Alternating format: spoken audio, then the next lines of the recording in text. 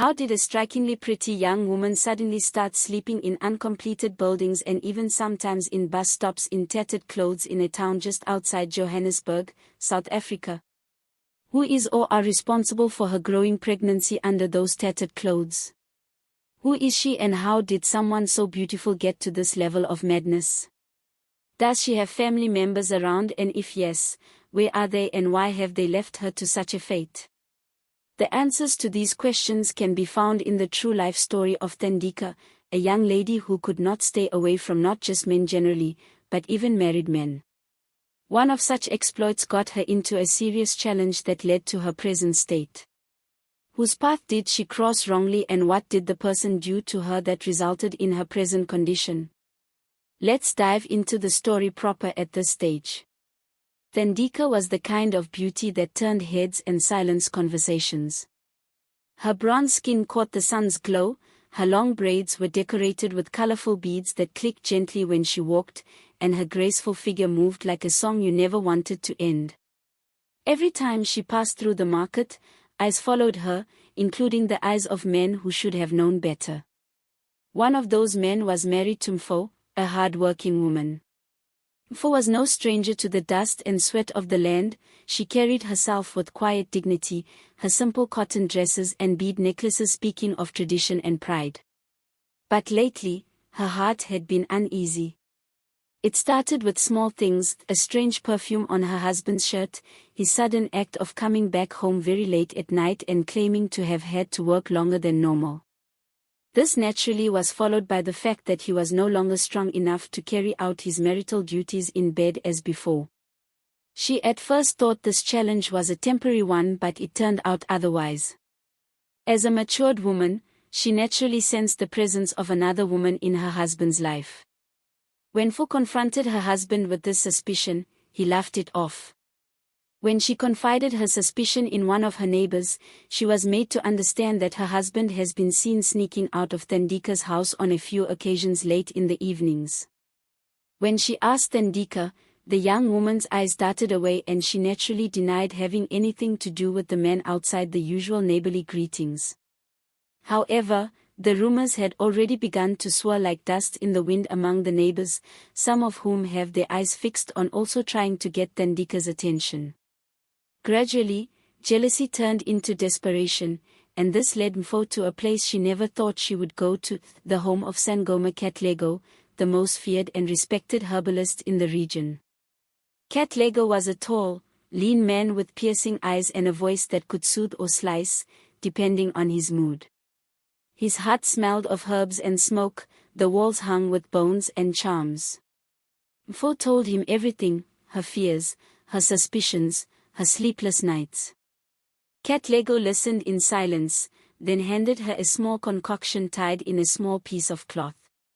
"Sprinkle and mix this into your husband's food in the morning," he said slowly, "and do not share his bed for 2 nights.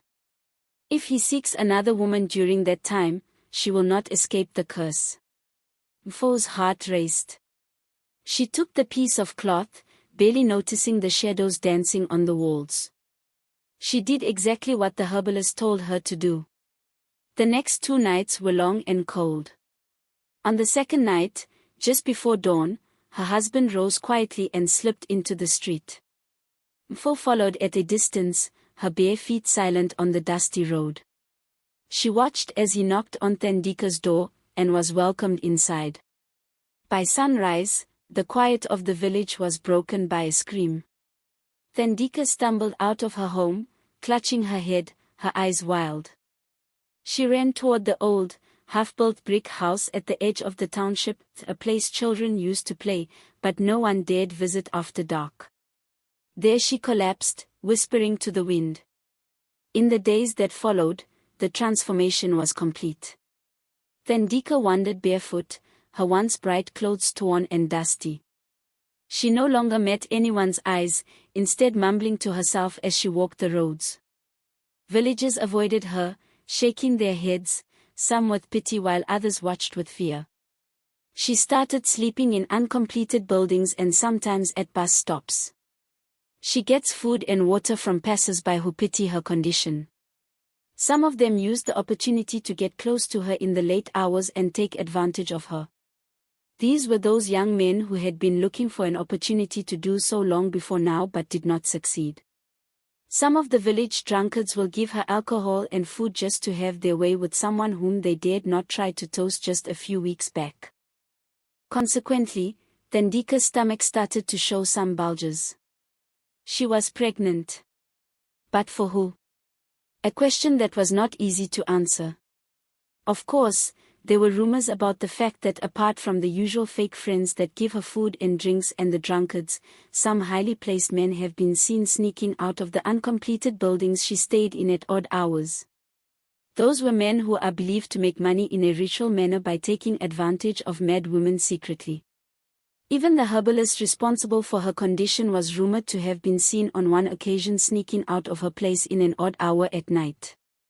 As for Mfo, she thought the matter was over, until she noticed her husband growing weaker.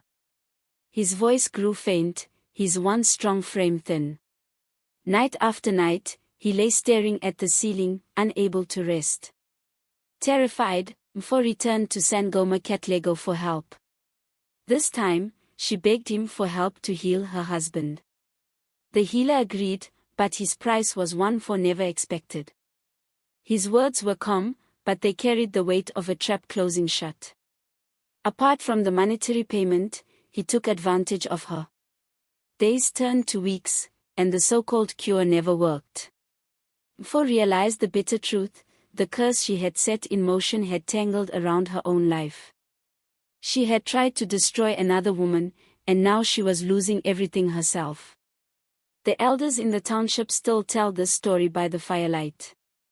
They say Thandika can still be seen at sunset, walking barefoot along the road, her eyes fixed on a place only she can see. Mfo still lives in the village, her gaze heavy with regret. What eventually happened to all these people? Did Thandika get some help or did she remain mad? What happened to Mfo eventually? What about the herbalist and his shrine? The turn of events was simply the most unexpected things anyone would have expected. The whole story turned on its head.